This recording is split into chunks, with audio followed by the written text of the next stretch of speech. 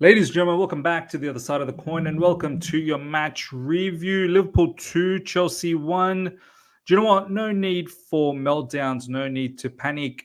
It was actually a solid performance from Chelsea Football Club. If we're going to lose, as Enzo said post-match, we're going to go through some of those stuff very, very soon. If you're going to lose, you'll probably want to lose in that manner where we've lost with some level of dignity. If anything, we probably deserved a draw. Overall, it was a good game plan, man. It was a good game plan at Anfield, and we had them troubled. There were moments in that game where we dominated. There were moments where obviously we weren't up to the mark. There were some individual errors that ended up costing us goals, and that's what it came down to. We didn't buckle. We didn't capitulate. We didn't act scared. Previous times when we'd come to Anfield, we would be very nervous. We would be very timid, and you could see the distinct difference between the both teams. But not this time. This time, we played a good game. We really did play a good game, and it's just unlucky that we haven't come away with some sort of, points in this match. But there's no need to panic from here. I mean, if it continues in this manner where we pick up L's after L's, then we can start being a little bit pessimistic about the situation. But right now, honestly, there's not much to worry about. Of course, it's disappointing. Of course, 100% it's disappointing that we didn't win. I'm not trying to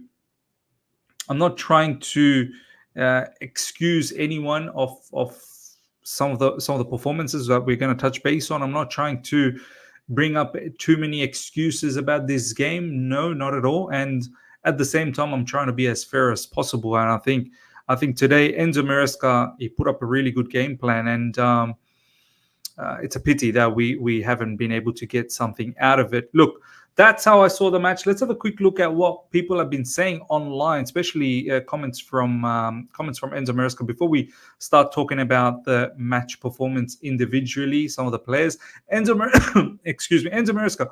We don't like to lose or drop points, but I really like the performance. We deserve something more, but the performance was good. We controlled most of the game. We had chances. We had possession. We didn't like to lose, but if we have to choose this way, the team. But if we don't like to lose, but if we have to choose, this is the way. The team was brave on and off the ball. I don't think this game defines where we are. We prepared in the best way. It worked quite well. You have to take chances, but overall, I'm very happy with the players. And it's true, man. You could see that we prepared well. And I have to say, I'm very, very surprised with the lineup. I didn't think the preparation would have had Reece James starting. Romeo Lavia is someone that I wanted to start in the preview. I said that. And both of these players, kudos to both Reece James and Romeo Lavia. They played a sensational game. One thing's for certainty. When we have Reece James fully fit and touch wood that this guy doesn't have any more injuries and he comes back to his top level. Today, he was at a very good level. I was very surprised the way Reece James played. We will have a far settled backline. I know it looks shaky, and that is one of the biggest issues for us at the moment. We've got a shaky defense. Both the times we conceded goals, and it was off the back of individual errors, man. It was back of individual errors, and that's what cost us. That's what cost us in this game. But going back to the Reece James and Romeo Lavia, both played excellently, and they had to be taken off in the second half because that's what was allocated. They've just returned back to the starting lineup. Kudos to Reece James. Kudos to Romeo Lavia, another one who's definitely shown me that once he's fully fit, and look, I'm happy with once a week matches, and if it's Premier League matches, no problems. Once he's fully fit and he's got the injuries behind him, I think there's no doubt that both Caicedo and Romeo Lavia is the double pivot to go forward with at least once a week. Romeo Lavia covered a lot of ground, man, and he was very, very good on the ball. Defensively, Reece James has been solid as well, and on the ball, Reece James was fantastic. So look, those were very, very good performances. Another really good performance was Caicedo. For me, was excellent. First half, second half, he was probably even more of a monster. provided that assist for Nicholas Jackson, and overall was everywhere, man. He was winning duels. He was winning the second ball, and that's something that we probably need to do a lot more. There were moments in the match where we were losing a bit of grip, and that's when Liverpool was winning a lot more second balls and a lot more duels. But coming back to the match, look, couple of individual errors. First one, Levi Colwill. Ladies and gentlemen, I'm disappointed about him in this particular game, man. I expected a lot more. I thought he was gonna grab the game by the scruff of its neck and really boss this game, but he was unable to do so. Levi Colwill's performance was, for me, it was a bit of a stinker. I'm not even going to lie. I expected a lot more, man. We started off well.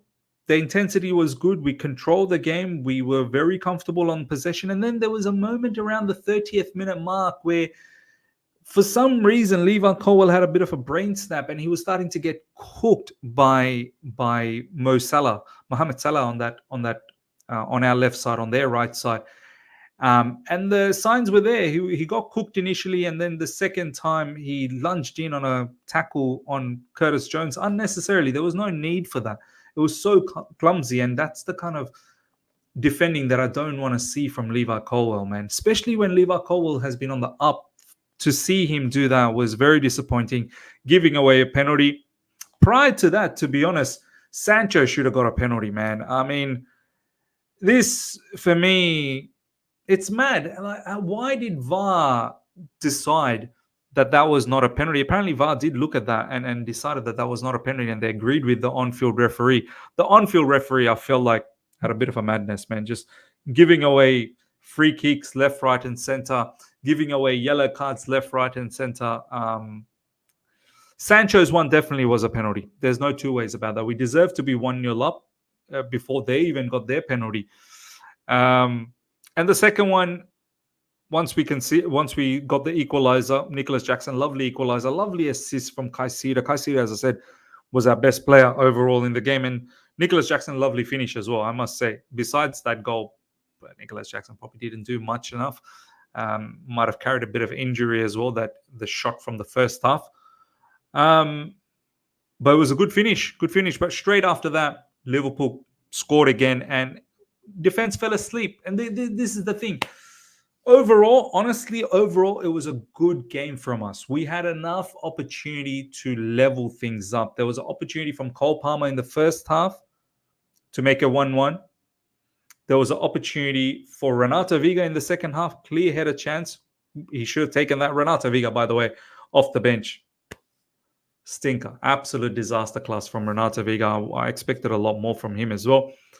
And Nkunku at the end with Pedro Neto inverted cross. You could say that's half a chance.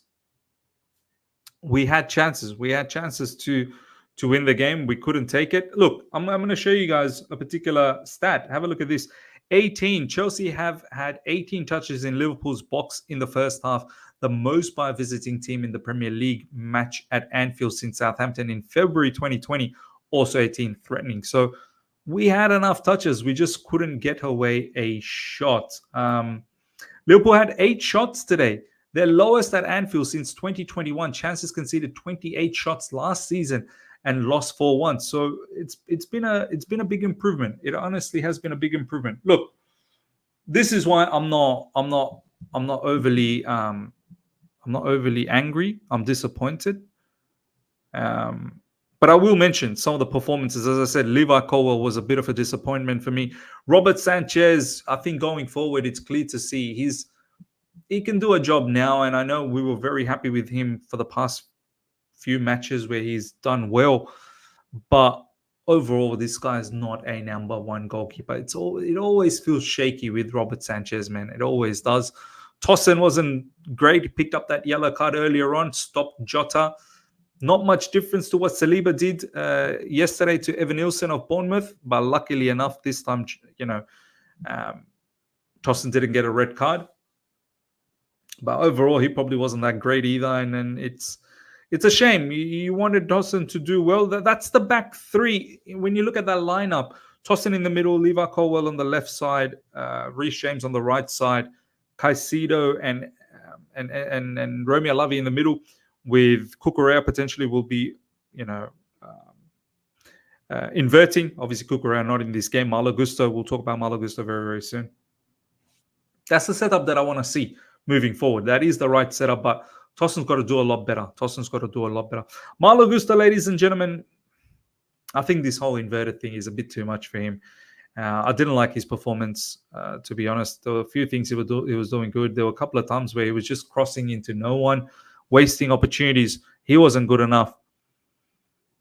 Up front, Jadon Sancho, ladies and gentlemen, proper stinker today. And he got hooked, rightly so. He got hooked at halftime. He didn't play well. He looked energetic. The intensity was there, but whenever it came to the final third, the execution was poor, and at times he would go and pass straight back. Like, there wasn't enough penetration moving forward. Madueke, similar thing, the execution wasn't there, but at least he was creating chaos. I thought Madueke had a better game. I know both Madueke and Sancho produced nothing. Both the final third execution was poor, but at least with Madueke, you can say that it was creating a little bit more chaos. But of course, you need more. Madueke's second half wasn't good.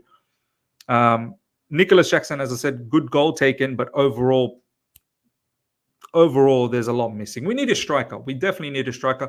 With Reece James, who's potentially going to be playing as an RCB and whipping in crosses from deep, you need a striker that's going to be able to put away headers, and we just don't have that type of a striker at the moment, and it's very much needed.